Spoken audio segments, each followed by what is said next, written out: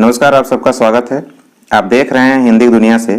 आज की वीडियो का टॉपिक है कि हिंदी भाषा के लिए सबसे पहले ज्ञानपीठ पुरस्कार किसे मिला था। यह प्रश्न अक्सर परीक्षाओं में पूछा जाता है, तो चलिए शुरू किया जाए।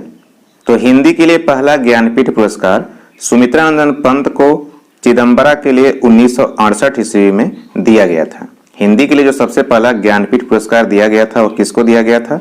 सुमित्रानंदन पंत को दिया गया था।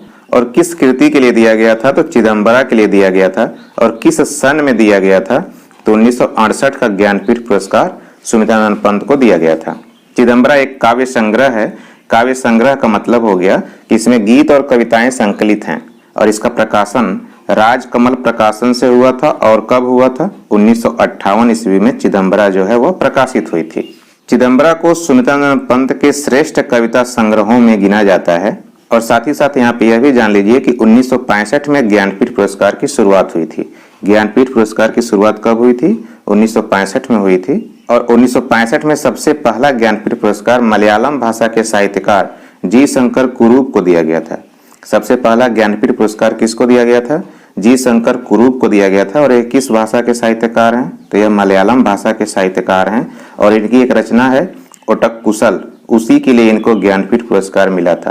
तो 1965 में ज्ञानपीठ पुरस्कार की शुरुआत हुई थी और 1965 में सबसे पहला ज्ञानपीठ पुरस्कार मलयालम भाषा के साहित्यकार जी शंकर कुरूप को दिया गया था। इसको आप लोग याद रखिए। चिदम्बरा जो काव्य संग्रह है, इसमें सुमित्रानंद पंत की 1937 से लेकर के 1957 तक के 20 वर्षों की विकास यात्रा की झलक मिलती है। इसमें युगवाणी से लेकर के अतिमा तक की रचनाओं का संचयन है। चिदम्बरा में युगवाणी से लेकर के अतिमा तक की रचनाओं का संचयन है। इसमें युगवाणी, ग्राम्या, स्वर्ण किरण, स्वर्ण धूलि, युगपथ, युगांतर, उत्तरा, रजत शिखर, शिल्पी, सौवर्ण और अतिमा, ये सारी इनकी रचनाएं हैं। और इनकी चुनी हुई रचनाओं के साथ वीणा की भी अंतिम रचना आत्मिका भी शामिल है। वीणा भी पंत का ही काव्य संग्रह है और इसमें उन्होंने आत्मिका नाम की एक रचना भी लिखी थी। यह भी जो है वह चिदम्बरा में शामिल है। तो यहाँ पे जितनी भी रचनाएं हैं, युगवाणी, अतिमा, ग्राम्या, स्वर्ण किरण, स्वर्ण धूलि, युगपथ, युगांतर, उत्तरा, रजत शिखर, शिल्पी, सौवर्ण, वीणा, ये सब सुमित्रानंद पंत की रचनाएं हैं। इनको भी आप लोग याद रखिए। अक्सर परीक्षाओं में पूछ देता है कि युगवाणी किसकी रचना है या ग्राम्या किसकी रचना है? तो इसका उत्तर होगा सुमित्रानंद पंत की रचना है। अब आइए जानते हैं कि हिंदी के लिए अब तक कितनी बार ज्ञानपीठ पुरस्कार दिया गया है। तो हिंदी के लिए अब तक 10 बार, कुल कितनी बार?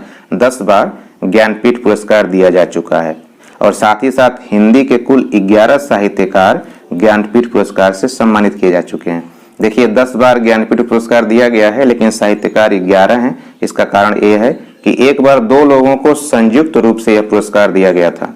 ध्यान दीजिए कि हर साल किसी एक भाषा के साहित्यकार को विजेता चुना जाता है। और वह भाषा कौन सी होनी चाहिए? वह भाषा होनी चाहिए संविधान की 8वीं अनुसूची में उल्लिखित जो 22 भाषाएं हैं, उन भाषाओं में से किसी एक भाषा में वह रचना लिखी होनी चाहिए। ज्ञानपीठ पुरस्कार भारतीय ज्ञानपीठ न्यास द्वारा दिया जाता है। किसके द्वारा दिया जाता है? भारतीय ज्ञानपीठ न्यास के द्वारा दिया जाता है। और यह भारतीय साहित्य के लिए दिया जाने वाला सर्वोच्च पुरस्कार है, सबसे बड़ा पुरस्कार है। भारतीय साहित्य के लिए दिया जाने वाला सबसे बड़ा पुरस्कार कौन है? ज्ञानपीठ पुरस्कार है। और भारत का कोई भी नागरिक जो संविधान के 8वीं अनुसूची में, कौन सी अनुसूची में? 8वीं अनुसूची में शामिल 22 भाषाओं में से, कितनी भाषाएं 8वीं अनुसूची में शामिल हैं? 22 भाषाएं शामिल हैं। उनमें से किसी एक भाषा में लिखता हो तो वह इस पुरस्कार के लिए चुने जाने के योग्य है। 2 शर्तें हैं। पहली शर्त है कि वह भारत का नागरिक हो। दूसरी शर्त है कि वह 8वीं अनुसूची में, संविधान के 8वीं अनुसूची में शामिल 22 भाषाओं में से किसी एक भाषा में लिखता हो तो वह इस पुरस्कार के लिए चुने जाने के योग्य है। अब एक प्रश्न आपके लिए, इसका उत्तर आप लोग कमेंट बॉक्स में दीजिए। प्रश्न है कि सुमित्रानंद पंत की रचना नहीं है। विकल्प हैं युगवाणी, ग्राम्या, साकेत, वीणा। तो दोस्तों, उम्मीद है कि यह वीडियो को पसंद आई होगी। वीडियो अगर पसंद आई है तो लाइक कीजिए, कमेंट कीजिए और वीडियो को शेयर कीजिए। अगर आप हमारे चैनल पर नए हैं तो हमारे चैनल को सब्सक्राइब कीजिए। सब्सक्राइब करने के बाद बेल आइकन को प्रेस करना मत भूलिएगा, ताकि न्यू वीडियोज के अपलोड होने की सूचना आपको तुरंत मिले।